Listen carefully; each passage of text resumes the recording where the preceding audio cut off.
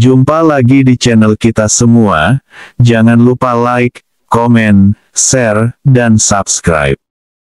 Selamat membaca dan mendengarkan. Putra Langit Tak Tertandingi. Bab 71-75. Bab 71. Bagus sekali, sungguh sangat bagus sekali.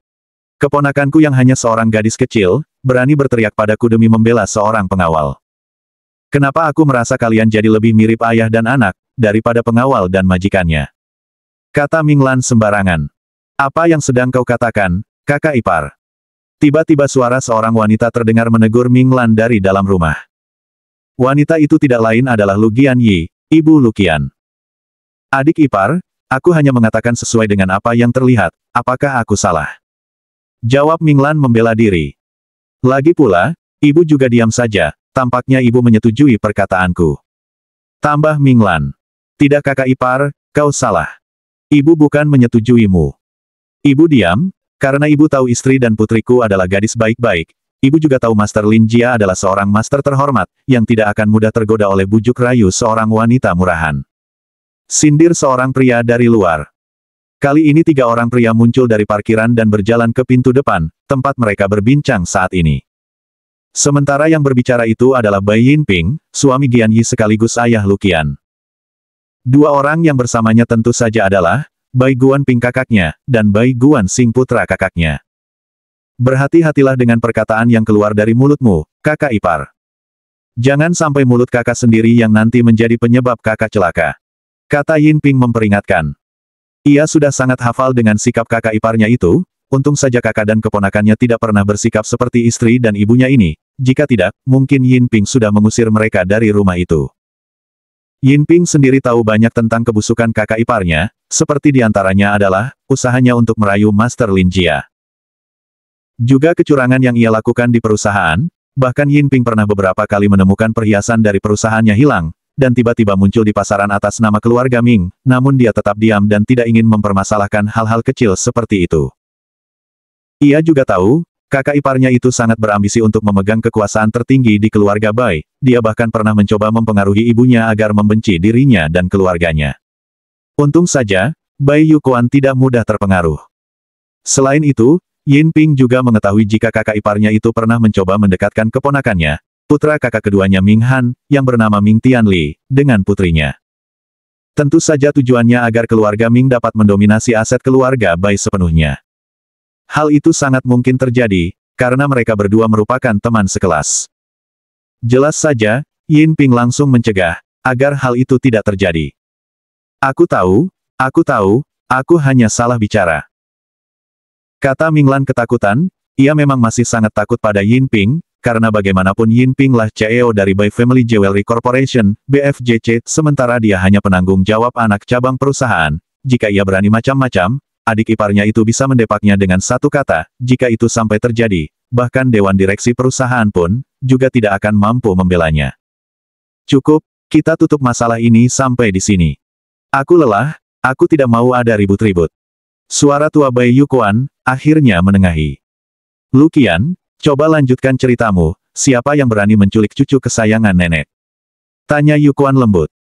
Begitu berbicara dengan cucu perempuannya itu, aura garang Yuquan mendadak sirna, dan ia seperti berubah dari seekor harimau betina, menjadi seekor rusa yang lembut dan anggun. Sementara mereka berbincang, Minglan dan suami serta putranya sudah masuk ke dalam rumah. Apa? Diculik? Tanya Yinping terkejut. Benar ayah, guru di sekolahku yang bernama Guru Tang, menyuruh beberapa orang untuk menculikku. Sebenarnya tujuannya bukan aku, tapi Xiao Yu, dia berencana menculik Xiao Yu lalu berpura-pura menyelamatkannya bersamaku, untuk membuatnya terlihat seperti pahlawan dan mencuri perhatianku. Kata Lu Qian menjelaskan. Kalau begitu, terima kasih banyak Master Lin Jia, Anda sudah menyelamatkan putri saya. Kata Yinping dengan sopan. Tidak Tuan Bai, bukan saya yang menyelamatkan nona kecil, Tuan, tapi guru saya. Saya sendiri baru mengetahui keadaan nona kecil setelah guru saya menelepon. Jawab Lin Jia jujur. Guru. Yinping berseru kaget. Bab 72. Siapa yang bisa begitu hebat untuk menjadi guru dari master nomor 1 di kota Xia? Tanya Yuquan penasaran. Dia adalah cucu menantu Anda, Nyonya besar. Jawab Lin Jia lagi. Di mata tegasnya terpancar rasa kagum yang mendalam pada sang guru yang ia sebut itu. Maksudmu? Tanya Yukuan masih bingung. Itu adalah kakak Tian Fan nenek, cucu dari nenek Jiang, yang sudah nenek jodohkan denganku. Jawab Luqian malu-malu. Gadis kecil, ternyata kau sudah bertemu lebih dulu dengannya. Dasar, kau ini memang tidak sabaran. Kata Yukuan tampak begitu senang. Tidak nenek, kami bertemu secara tidak sengaja, karena kakak tampan datang menolongku saat itu. Luqian menjawab dengan semu merah di kedua pipinya. Lalu bagaimana pendapatmu tentang kakak tampanmu itu? Tanya Yukuan menggoda cucunya. Nenek, jangan menggodaku. Kata Luqian dengan kepala tertunduk. Nyonya besar, dengan segala hormat, saya akan menyampaikan sesuatu. Karena guru saya sudah datang ke kota ini, saya harus segera mengikutinya untuk kembali berlatih. Dalam beberapa waktu ini, silakan Nyonya besar dan Tuan Bai mempersiapkan seorang master untuk menggantikan saya menjaga keluarga Bai. Pinta Lin Jia dengan sangat sopan. Wah, itu perkara yang cukup sulit. Master, tidak bisakah Anda tetap bekerja untuk keluarga Bai kami, sambil melakukan pelatihan dengan guru Anda tersebut? Tanya Bai Yinping. Mohon maaf Tuan Bai, hal ini juga sudah disepakati oleh Nyonya Besar dan Nenek Jiang saat itu, bahwa jika guru saya telah memanggil saya kembali, maka saya harus segera memenuhi panggilannya, Tuan. Jawab Lin Jia tak berdaya. Dia benar, aku memang menyepakati itu dengan Lian Ni saat itu, namun tidak kusangka hari itu akan datang secepat ini. Sudahlah. Semua ini memang sudah takdir. Kalau begitu, kita akan cari seorang master sesegera mungkin untuk menggantikan Master Lin Jia. Kata Yukuan dengan ekspresi sedikit tidak rela. Satu lagi nenek, bolehkah aku ikut tinggal bersama kakak tampan? Lagi pula, kelima tunangannya yang lain juga akan tinggal bersama di villa itu. Luqian dengan penuh harap meminta izin. Tentu saja tidak masalah, kalian cepat atau lambat akan menjadi suami istri, jadi apa bedanya sekarang atau nanti? Tapi Bu, bagaimana dengan sekolah Luqian? Tanya Gian Yi sedikit cemas. Ibu tenang saja, kakak tampan sudah mengutus salah seorang muridnya, untuk menjadi sopir sekaligus pengawalku, yang akan mengantar dan menjemputku ke sekolah. Jawab Luqian cepat. Wajahnya terlihat sangat antusias, membuat ibu dan ayahnya hanya bisa geleng-geleng kepala. Di rumah sakit Hua Medica. Perlahan Tang Sanji mulai sadar dari pingsannya. Saat ia terbangun, ia tidak bisa merasakan kedua kaki dan tangannya, ia bisa melihat kedua kaki dan tangannya sedang dipasangi penyangga dan digantung ke sebuah tiang. Kamu sudah sadar nak, apa yang sebenarnya terjadi? Tanya Tang Sangguan. Ayah, aku sangat takut ayah. Kata Sanji yang tidak menjawab pertanyaan ayahnya. Apa yang kamu takutkan nak, saat ini kamu sudah aman, katakan siapa yang mencelakaimu. Biar ayah yang akan membalas perlakuannya padamu. Bujuk Sangguan. Tidak ayah, jangan membalasnya. Dia sudah mengatakan, jika keluarga Tang kita berani mencari masalah lagi, maka dia sendiri yang akan menghapus keluarga kita. Jawab Sanji ketakutan. Kurang ajar, siapa yang begitu tidak tahu diri, berani mengatakan itu pada keluarga Tang kita. Bentak Sangguan yang sudah tersulut emosi. Dia adalah Wu Lin Jia, ayah. Jawab Sanji terbata. Mendengar nama itu Tang Sangguan mendadak lemas, sikap arogannya yang tadi mendadak lenyap. Kenapa kau bisa melibatkan dia dalam masalah ini? Bukankah kau bilang hanya akan menculik teman Bai Luqian? Tanya Sangguan bingung. Bab 73. Sebenarnya aku tidak sengaja melakukan kesalahan, ayah. Gadis yang diculik itu adalah Luqian, sementara temannya segera menghubungi Master Lin Jia dan juga tunangan Luqian, sehingga mereka datang dan menghajar kami semua. Jelas Sanji yang kembali gemetaran saat membayangkan kejadian tadi siang itu. Lalu di mana Master Bao Zhang dan yang lainnya?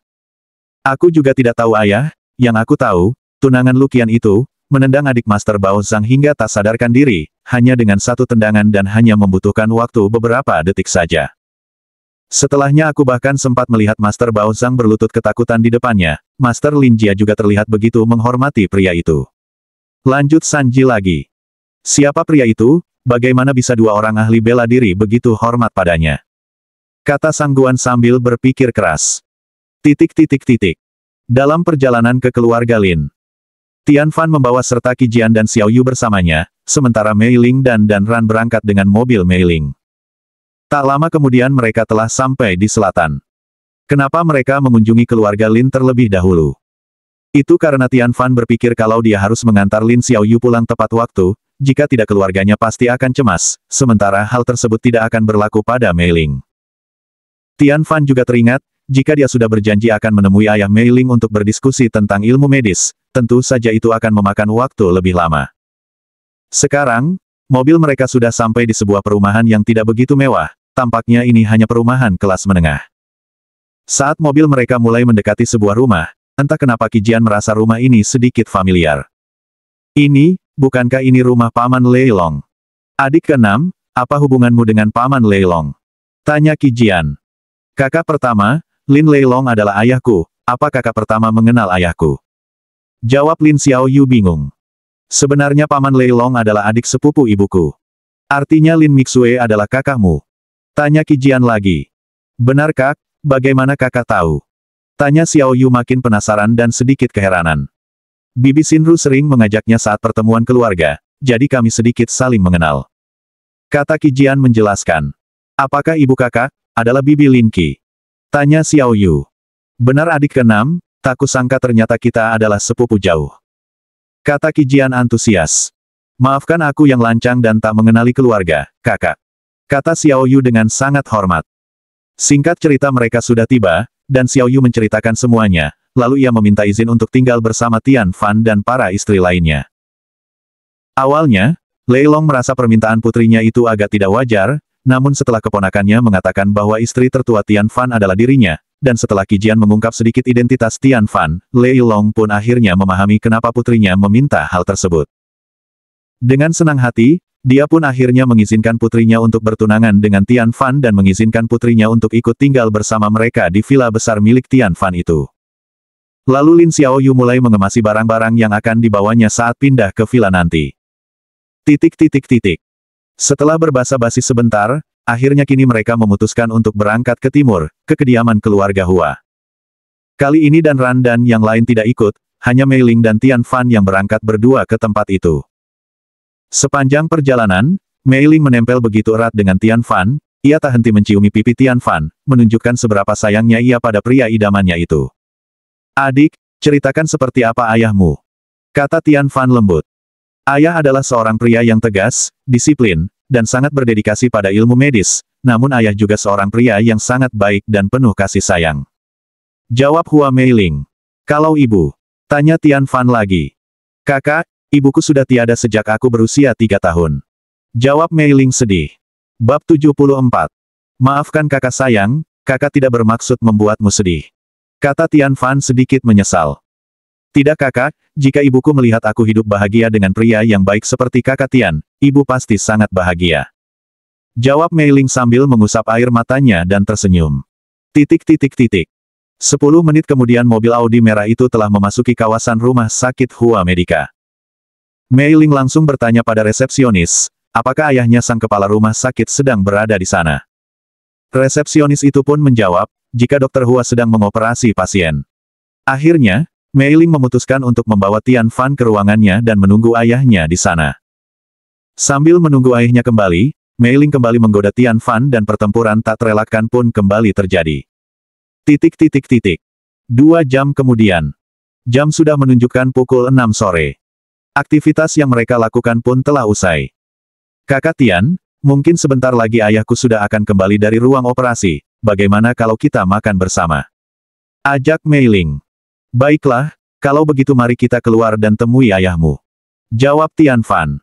Kakak duluan saja, aku akan ke kamar mandi sebentar untuk membersihkan sisa-sisa permainan kita. Jawab Mei Ling malu-malu. Ia berjinjit mencium bibir Tian Fan sebentar, setelah itu dia berlalu pergi untuk membersihkan diri. Tian Fan kemudian keluar dan duduk di kursi, yang ada di depan ruangan wakil kepala rumah sakit. Tak sampai 5 menit, seorang pria parubaya dengan pakaian dokter mendekat ke tempat Tian Fan, dan seorang pria parubaya lain tampak mengikuti di belakangnya dengan cemas. Tuan kepala rumah sakit, bagaimana kondisi putraku? Tanya pria itu, yang tidak lain adalah Tang Sangguan.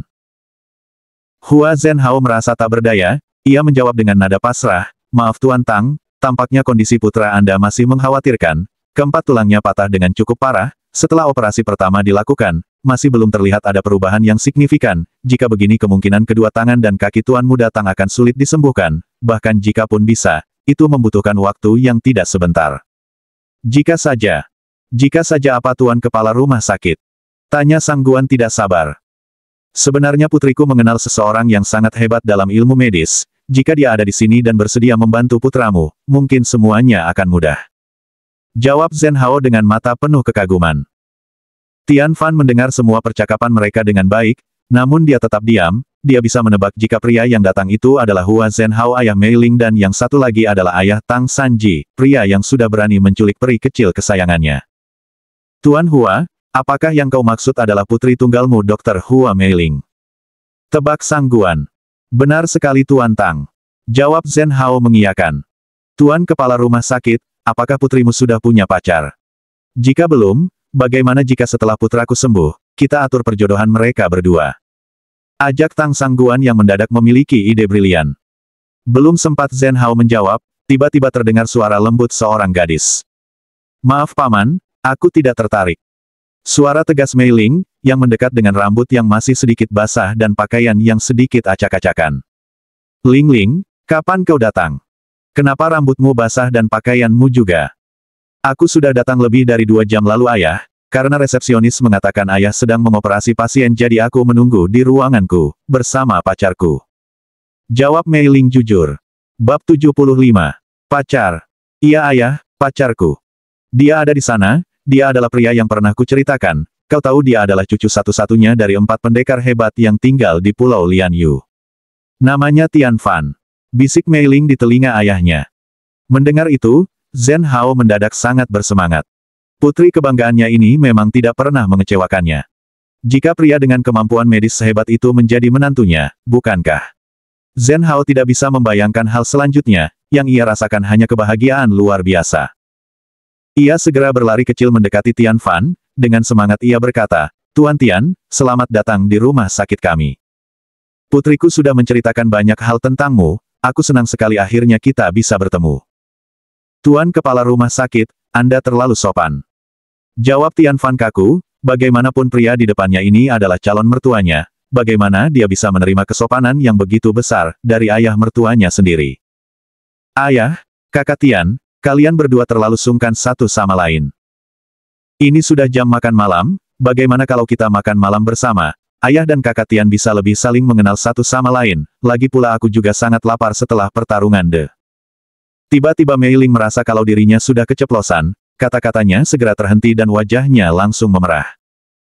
Siapapun bisa mengetahui apa yang Mei Ling maksud, apalagi melihat rambutnya yang basah dan pakaiannya yang lusuh.